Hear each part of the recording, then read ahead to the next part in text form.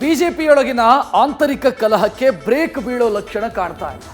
ಹಾದಿ ಬೀದಿಯಲ್ಲಿ ರಾಜ್ಯ ಬಿಜೆಪಿಯ ಮಾನ ಹೋಗ್ತಾ ಇದೆ.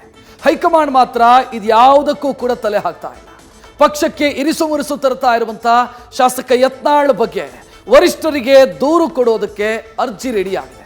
ಶಾಸಕ ಯತ್ನಾಳ್ಗೆ ಸುಪಾರಿ ಕಿಲ್ಲರ್ ಅನ್ನೋ ಆರೋಪವನ್ನ ಹೊರಿಸಲಾಗಿದೆ. ಈ ನಾಲಿಗೆಗೂ ಮಿದುಳಿಗೆ ಅವ್ರಿಗೆ ಲಿಂಕೇ ಇಲ್ಲ.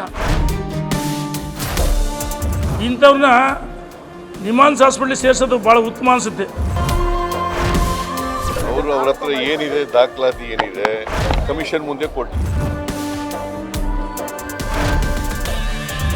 ಬಿಜೆಪಿ ಈಗ ಒಡೆದ ಮನೆ. ಒಳಗೊಳಗೆ ಆಕ್ರೋಶದ ಜ್ವಾಲೆ ಕುರುಕ್ಷೇತ್ರಕ್ಕೆ ಜನ್ಮ ನೀಡುತ್ತಿದೆ. ತಮ್ಮದೇ ಪಕ್ಷದ ವಿರುದ್ಧ ಆರೋಪಗಳ ಸುರಿಮಳೆಗೈತ್ತಿರುವ ಶಾಸಕ ಬಸವನಗೌಡ ಪಾಟೀಲ್ ಯತ್ನಾಳ್ ವಿರುದ್ಧ ಬಿಜೆಪಿಯಲ್ಲಿ ಆಕ್ರೋಶ ಭುಗಿಲೆದ್ದಿದೆ. ನಿನ್ನೆ ನಡೆದ ಬಿಜೆಪಿ ಸಭೆಯಲ್ಲೂ ಇದೇ ವಿಚಾರ ಮಾರ್ಧನಿಸಿದೆ. ಯತ್ನಾಳ್ ವಿರುದ್ಧ ಸುಪಾರಿ ಕಿಲ್ಲರ್ ಪದ ಬಳಕೆ ಆಗಿದ್ದು ಕುತೂಹಲ ಹುಟ್ಟಿಸಿದೆ.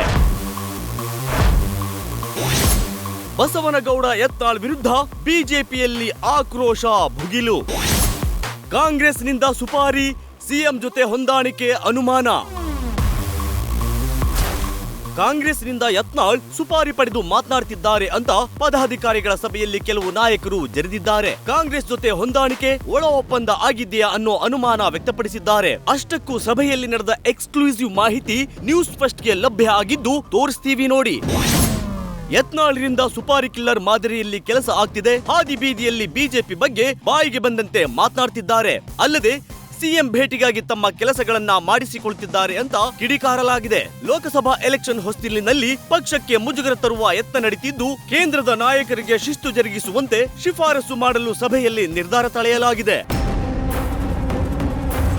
ಇನ್ನು ಶಾಸಕ ಯತ್ನಾಳ್ರನ್ನ ಮಾಜಿ ಸಚಿವ ರೇಣುಕಾಚಾರ್ಯ ಕಾಮಿಡಿ ಪೀಸ್ ಅಂತ ಗೇಲಿ ಮಾಡಿದ್ದಾರೆ. ಯತ್ನಾಳ್ ನಾಲಿಗೆಗೂ ಮೆದುಳಿಗೂ ಲಿಂಕೇ ಇಲ್ಲ. ಯತ್ನಾಳ್ ಒಬ್ಬ ಹುಚ್ಚು ನಾಯಿ. ಮೊದಲು ಅವರನ್ನ ನಿಮಾನ್ಸ್ಗೆ ಸೇರಿಸಬೇಕು ಅಂತ ವಾಗ್ದಾಳಿ ನಡೆಸಿದ್ದಾರೆ. ಅಲ್ಲದೆ ಕಾಂಗ್ರೆಸ್ ಏಜೆಂಟ್ ಅಂತ ಕರೆದ ರೇಣುಕಾಚಾರ್ಯ ಯತ್ನಾಳ್ ಗೆಲುವಿನ ರಹಸ್ಯವನ್ನ ರಿವೀಲ್ ಮಾಡಿದ್ದಾರೆ.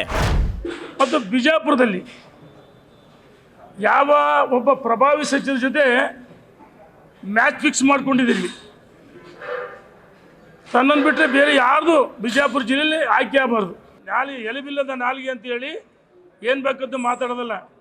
ಈ ನಾಲಿಗೆಗೂ ಮಿದುಳಿಗೆ ಅವ್ರಿಗೆ ಲಿಂಕೇ ಇಲ್ಲ. ಆ ರೀತಿ ಅರೆ ಹುಚ್ಚಂತೆ ಮಾತಾಡ್ತಿದ್ದಾರೆ. ಇಂಥವ್ರನ್ನ ನಿಮಾನ್ಸ್ ಹಾಸ್ಪಿಟಲ್ ಸೇರಿಸೋದು ಭಾಳ ಉತ್ತಮ ಅನಿಸುತ್ತೆ. ಇತ್ತ ಸಿಎಂ ಸಿದ್ದರಾಮಯ್ಯ ಬಿಜೆಪಿಯಲ್ಲಿ ಉರಿಯುತ್ತಿರುವ ಒಲೆಯ ಮೇಲೆ ಬೋಂಡಾ ಬೇಯಿಸಿದ್ದಾರೆ. ದಾಖಲೆ ಇದ್ದರೆ ಕೊಡಲಿ, ತನಿಖೆ ಮಾಡ್ತೇವೆ ಅಂತ ಉಪ್ಪು ಖಾರ ಸವರಿದ್ದಾರೆ. ಅವ್ರ ಹತ್ರ ಏನಿದೆ ದಾಖಲಾತಿ ಏನಿದೆ ಅವೆಲ್ಲನೂ ಕೂಡ ಕಮಿಷನ್ ಮುಂದೆ ಕೊಡ್ಲಿ, ಕಮಿಷನ್ ಮುಂದೆ, ಆಯೋಗದ ಮುಂದೆ ಕೊಡ್ಲಿ. ಬಿಕಾಸ್ ಅವರು ಉದ್ದೇಶನೂ ಕೂಡ ತಪ್ಪಿತಸ್ಥರಿಗೆ ಶಿಕ್ಷೆ ಆಗಬೇಕು ಅಂತ ಇದ್ರೆ ಅವ್ರು ಕೊಡ್ಲಿ ಎಲ್ಲರೂ ಕೂಡ.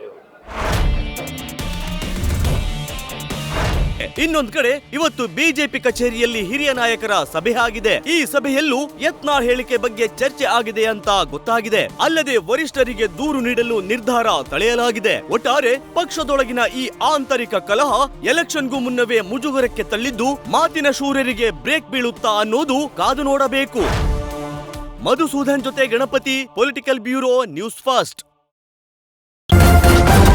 ನ್ಯೂಸ್ ಫಸ್ಟ್ ನಿರ್ಭೀತಿಯಿಂದ ನಿಮ್ಮ ಪರವಾಗಿ.